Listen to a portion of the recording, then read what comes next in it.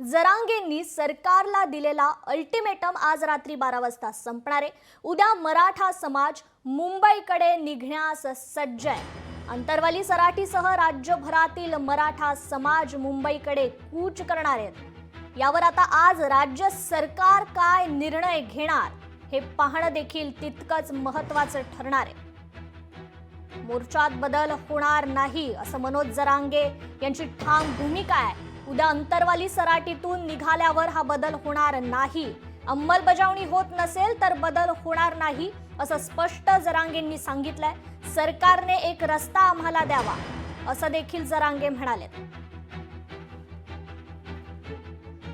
या मोर्चाचा मार्ग कसा असेल ग्राफिक्सच्या माध्यमातून पाहूया।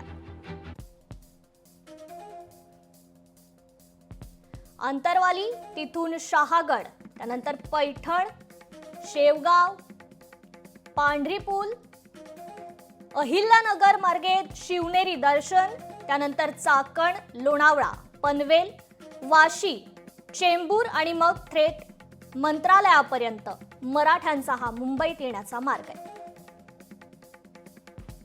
कुणीही मीडियात कोणाला टार्गेट करू नका, कोणत्याच नेत्याला।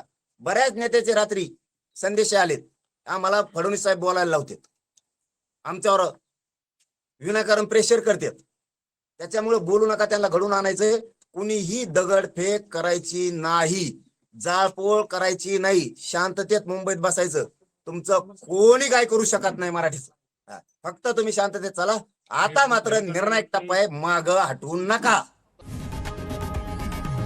लोकशाही मराठी ऐका, पहा, जागरूक रहा।